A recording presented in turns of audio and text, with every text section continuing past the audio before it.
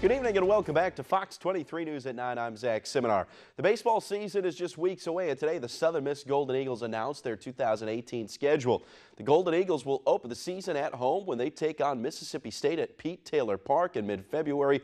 Also, a couple other notable non-conference opponents on the schedule include Ohio State, Alabama, and Ole Miss. The Golden Eagles open conference play at home March 16th with a 3-game series with UTSA. Wrap up the season on the road at Marshall in mid-May. For the complete schedule, you can visit southernmiss.com.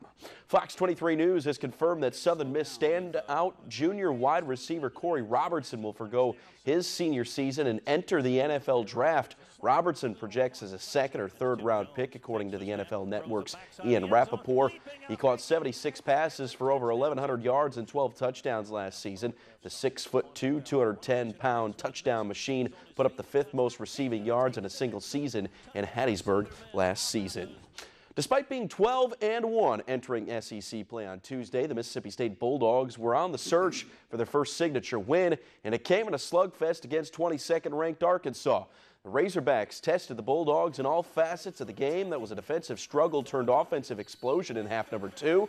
Quindary Weatherspoon scored 22 points, 7 of 13 shooting. Nick Weatherspoon added 22 himself in the win. MSU couldn't throw it in the ocean from anywhere on the court, but was able to get to the foul stripe a season-high 40 times as they continue conference play on Saturday when they hit the road to take on Ole Miss. To somehow find a way when our backs are against the wall, I'm really proud of our team for never quitting, never giving up, always believing. It's a very physical game. I thought, the keys for us were limiting our turnovers. We did a good job against the press. Only 7 turnovers for 40 minutes was huge. We did an incredible job on the offensive glass to get 17 offensive rebounds. We blocked 8 shots, which has been get to the foul line. We got to the foul line. They pressure so much that when you're attacking the rim, you got to get in there and play through contact. What do you think about this, folks? Following an undefeated 13-0 season and a win over Auburn in the Chick-fil-A Peach Bowl, University of Central Florida Athletic Director Danny White says the program is going to claim a national championship and raise a banner in their home stadium. The Knights were the only team in the country to finish the season with a perfect record. UCF is the 10th team since 1998 to finish a year undefeated and not win the national title. Now, they won't get a trophy, but they'll have that banner to suffice. You don't have to be a Knicks or Spurs fan to get a kick out of what we saw in their game last night. We start off first quarter. Michael Beasley and his career has taken him around the world. I don't think he's ever seen a ball go around the world, or the rim in this case, this many times.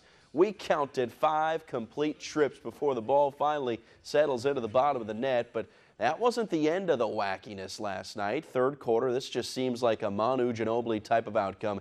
He looks for the lob to LaMarcus Aldridge, and instead the ball goes right through the hoop without help from Aldridge. They ruled it a 3 after the fact. Everybody had a good laugh last night at the Garden. Oh, by the way, the Spurs went on to score the 100-91 win. Look at this one more time. Right through the chute it goes. Well, I got to tell you, man, I'm looking forward to that game between the Bulldogs and the Hogs. Well, since you bring up college football, and we just talked about it, what do you think of UCF national champions?